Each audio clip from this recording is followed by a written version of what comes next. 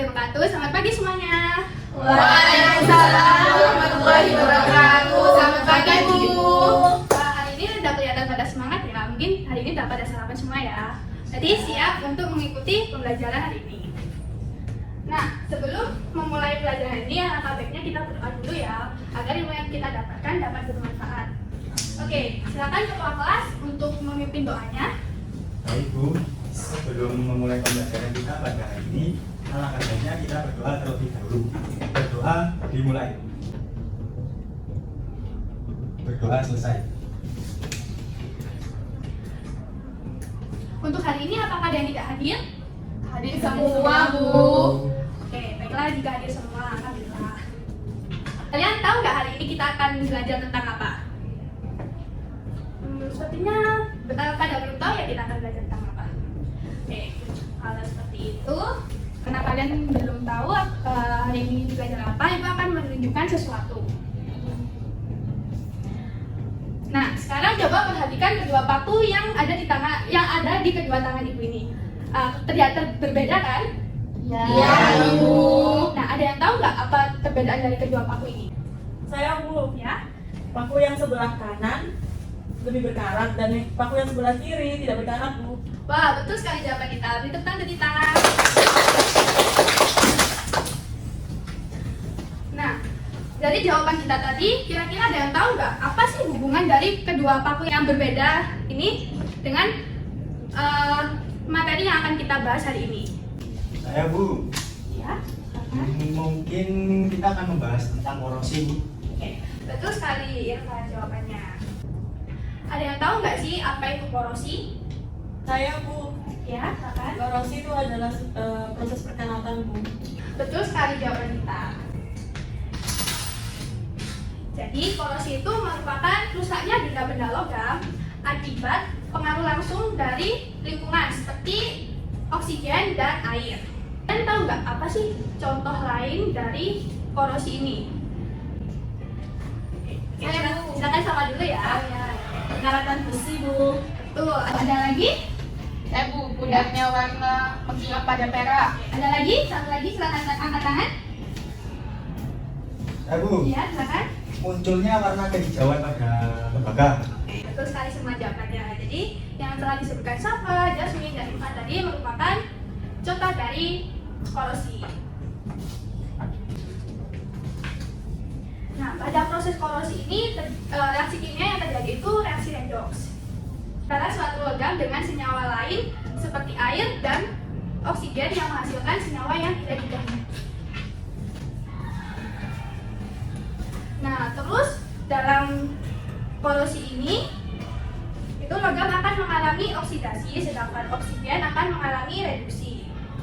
Nah, perkarakan kan hasil dari korosi yang umumnya berupa oksigen ataupun karbonat yang berupa hidrat. Misalnya karat pada besi seperti pada paku ini contoh karat besi. Nah, itu berupa zat berwarna coklat kemerahan dengan rumus kimia Fe2O3X H2O. Nah, akan tetapi hal tersebut akan berbeda jika pada aluminium. Nah, karat yang dihasilkan dari aluminium adalah aluminium oksida dengan rumus kimia Al2O3 yang nantinya malah akan membentuk lapisan pelindung logam lain. Nah, dari hal yang Ibu jelaskan tadi, perbedaan antara karat pada besi dan karat pada aluminium itu dapat menjelaskan mengapa panci yang terbuat dari aluminium itu lebih tahan lama dibandingkan panci yang terbuat dari besi. Dari yang sudah Ibu jelaskan tadi, mengapa aluminium dapat menjadi lapisan pelindung logam lain? Saya Bu, ya silakan. Karena aluminium tidak dapat berkarat atau terkorosi, Bu. Lalu mengapa hal tersebut dapat terjadi? Padahal kan aluminium kalau dibiarkan di ruang terbuka ini kan tetap terpapar oleh oksigen. Aluminium itu tetap mengalami korosi karena hasil korosi dari aluminium ketika terkena paparan oksigen adalah aluminium oksida dengan rumus Al2O3 yang merupakan lapisan pelindung logam lain, Bu. Betul sekali jawaban Jasmine. Tepuk tangan Mbak Jasmine.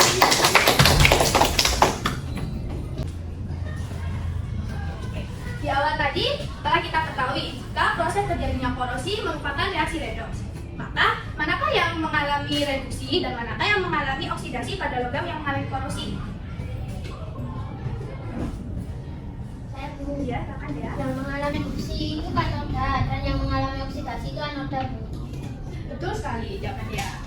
Kemudian, apabila pada suatu besi mengalami korosi, manakah yang akan mengalami oksidasi dan manakah yang mengalami reduksi? Oke, silakan ya sih. Yang mengalami oksidasi adalah besi menjadi Fe2+, dan yang mengalami reduksi adalah oksigen di udara, Bu. Oke, tepat sekali jawabannya Jasmine. Hebat, hebat. Oke, sebelum itu saya akan menulis judul dari pelajaran kita hari ini ya. Iya, Ya, Bu.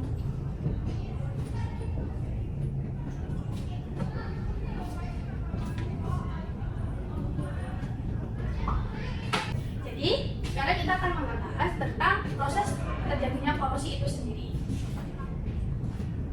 Nah, korosi ini kan dapat terjadi karena kontak fisik langsung antara besi dan air maupun oksigen di udara. Nah, pada besi kan ada yang menjadi pada besi ada bagian yang menjadi anoda dan ada yang menjadi katoda. Kalian paham nggak sih maksudnya? Sepertinya belum pada paham ya. Iya, Ya, Bu. Bu. Masih bingung. Oke, kalau masih bingung sekarang coba lihat papan tulis ya. Perhatikan apa yang ibu gambar. Kalian boleh menggambarnya lagi di catatan kalian agar lebih paham buat belajar nantinya. Baik, Bu. Baik, Bu.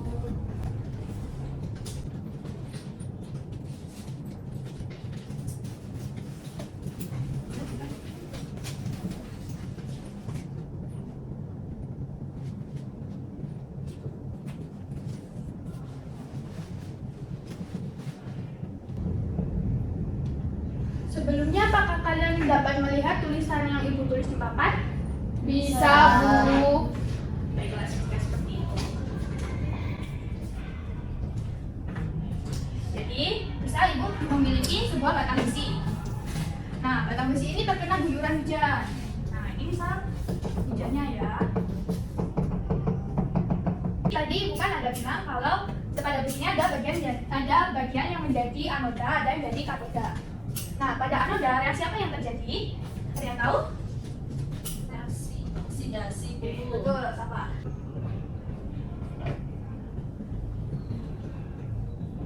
Reaksi pada anoda reaksi oksidasi, di mana Fe menjadi Fe2+.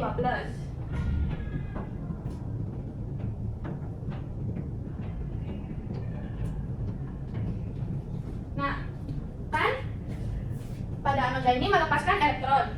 Nah, kemudian elektron yang dilepaskan ini akan menyebabkan kerusakan pada permukaan besi. Nah, permukaan besi menjadi berlubang. Nah, kemudian elektron tadi itu akan berpindah menuju bagian yang memiliki banyak oksigen, yaitu bagian katoda. Nah, ke sini. Nah, pada bagian katoda terjadi reaksi apa? Ada yang tahu? Reduksi, Bu. Reduksi.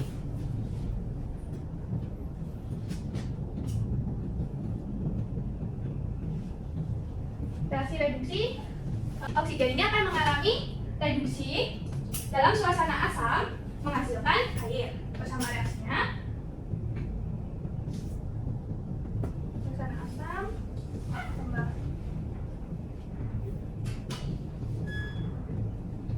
Nah, suasana asam ini dapat dari hujan tadi. Kan hujan kan biasanya mengandung asam ya. Oke. Dari reaksi pada anoda dan reaksi pada katoda ini kita dapat ketahui reaksi totalnya ya. Nah, ada yang tahu nggak kira-kira bagaimana reaksi totalnya? Saya, Bu. Oke, silahkan Safar untuk menuliskan reaksinya.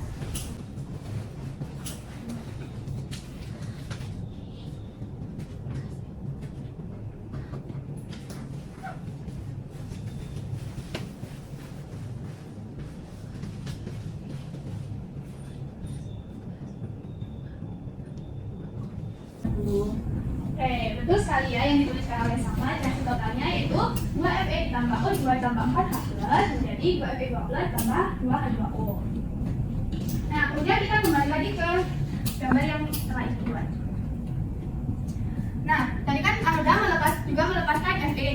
Nah, Fe12 ini akan berpindah menuju tetesan air.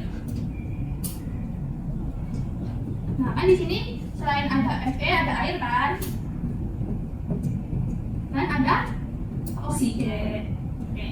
Nah, yang tadi Fe pindah menuju ke tetesan air. Nah, Fe12 ini akan mengalami oksidasi lebih lanjut oleh H2O dan oksigen dan nantinya bentuk karat besi. Nah, ini karat besinya.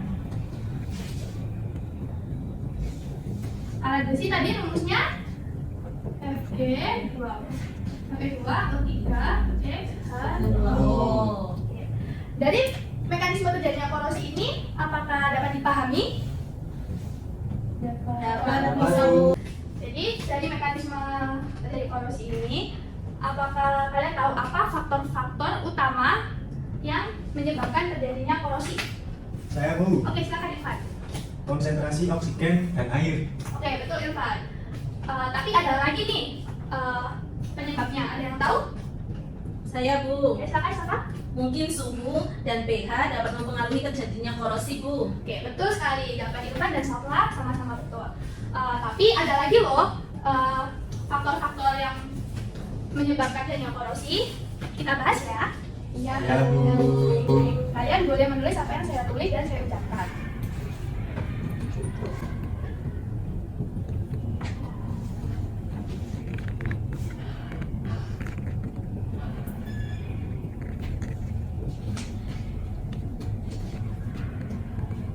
Dapat terbaca? Ya Bu. Yang pertama tadi disebutkan disebutkan Irfan, yaitu Konsentrasi oksigen dan air. konsentrasi oksigen menjadi faktor utama.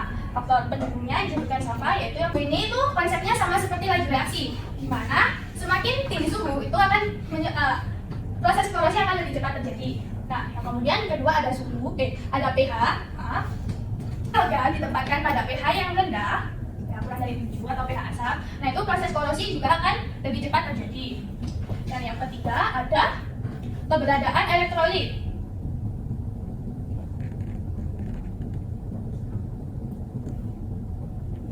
Nah, elektrolit ini merupakan media yang baik untuk transfer muatan, sehingga elektron akan mudah diikat oleh oksigen. Dan yang terakhir itu ada galvanic coupling.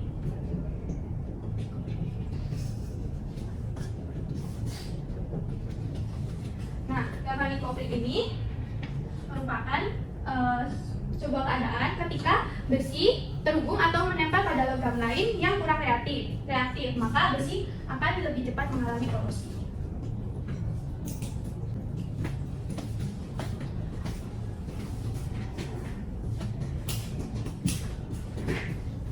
Nah, kemudian saya ingin nanya nih, kenapa pada air laut itu korosi lebih mudah terjadi? Saya Bu. Oke, silakan kita. Karena pada air laut merupakan larutan elektrolit yang dapat mempercepat terjadinya korosi Bu. Oke, betul sekali Dita jawabannya. Oke, kita kan tadi sudah mempelajari apa itu korosi, mekanisme terjadinya korosi, dan faktor-faktor yang mempengaruhi korosi. Nah, proses terjadinya korosi ini tuh tidak dapat dihindari, tetapi proses korosi ini dapat diperlambat maupun dicegah. Untuk memperlambat korosi suatu logam, maka logam tersebut dapat dihubungkan dengan logam lain yang kurang reaktif, di mana enol selnya itu lebih kecil dari enol sel logam lain. Nah, coba kalian perhatikan papan ya. Iya Bu. Sebelumnya apakah ini bisa saya hapus? Bisa, Bu. Oke, saya hapus ya.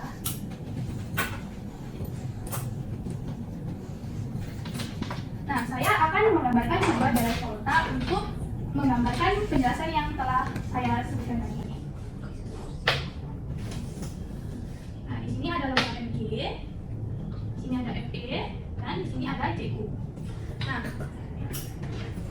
Nah, Mg ini memiliki enol sel yang lebih kecil daripada Fe, sehingga Mg ini akan lebih mudah teroksidasi dan akan menjadi anoda. Dan pada Fe itu akan mengalami reduksi dan menjadi katoda. Nah, kemudian Mg ini akan teroksidasi terlebih dahulu sehingga dapat melindungi Fe, yang mana nantinya disebut pengorbanan anoda.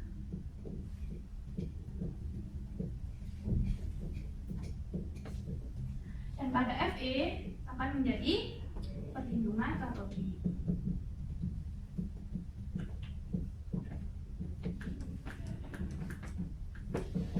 Nah, ini adalah cara yang dapat kita gunakan untuk memperlambat terjadinya korosi.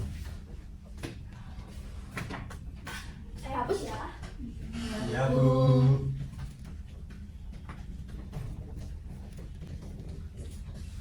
Nah, tadi kan selain diperlambat, korosi juga dapat dicegah. Kira-kira ada yang tahu nggak bagaimana cara yang dapat kita lakukan untuk mencegah terjadinya korosi? Saya Bu. Ya, silakan ya. Untuk mencegah terjadinya korosi itu kita bisa mengecatnya Bu. Terus sekali jawaban ya. Tapi masih ada cara lain loh. Ada yang bisa menyebutkan? Saya Bu. Silakan. Cara lainnya adalah dengan melapisi logam dengan plastik Bu. Oke, itu sekali jawabannya dan Safal tepat sekali. Tepuk tangan buat keduanya. Nah, kan tadi jawaban Dea dan Safal itu udah betul emang. Tapi ada cara lainnya. Ayo kita bahas ya, coba kita bahas. Cara mencegah korosi.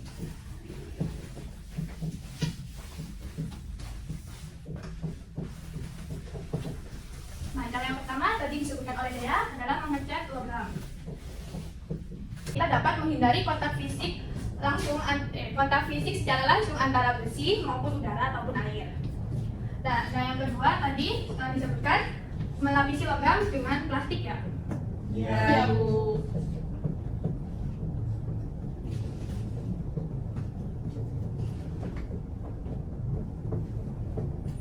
Hal ini sama saja, yaitu untuk menghindari kontak secara langsung antara besi ataupun logam dengan udara ataupun air. Yang ketiga ada melumuri dengan oli.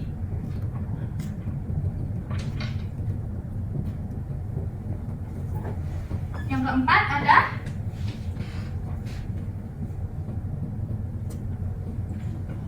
pelapisan dengan timah.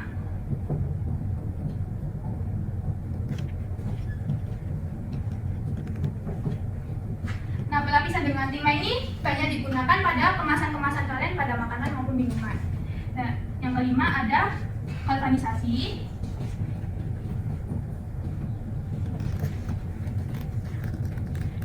Di mana galvanisasi itu merupakan pelapisan suatu logam dengan logam besi. Dan yang keenam terakhir ada perlindungan katodik.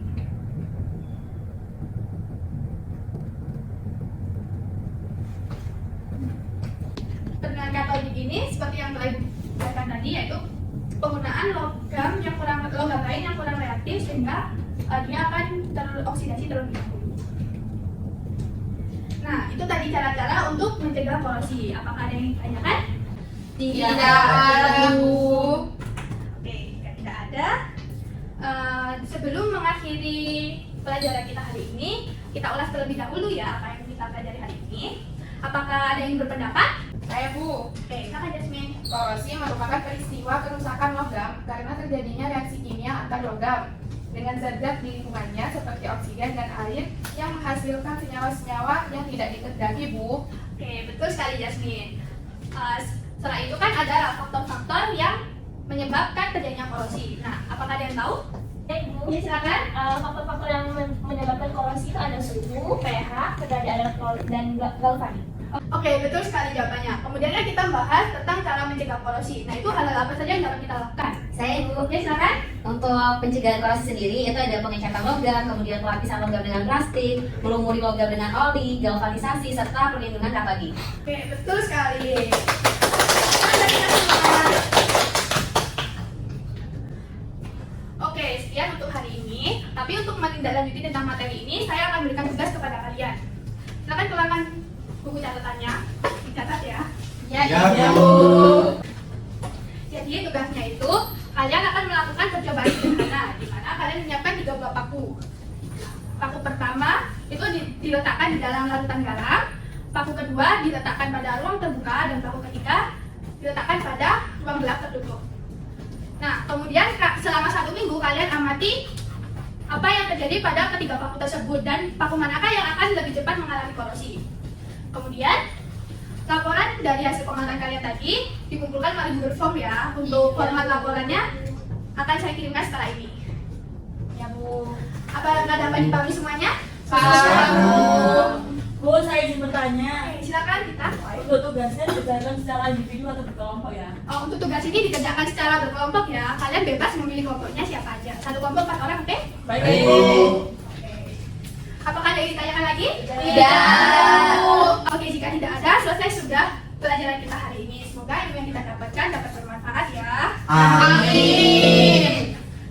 Sampai jumpa minggu depan dan jangan lupa untuk mengerjakan tugasnya. Sekian, terima kasih. Wassalamualaikum warahmatullahi wabarakatuh. Waalaikumsalam warahmatullahi wabarakatuh. Terima kasih Ibu. Sama. Bentar ya, saya hapus papan dulu. Iya, Bu. Kalian boleh langsung keluar. Iya, Bu.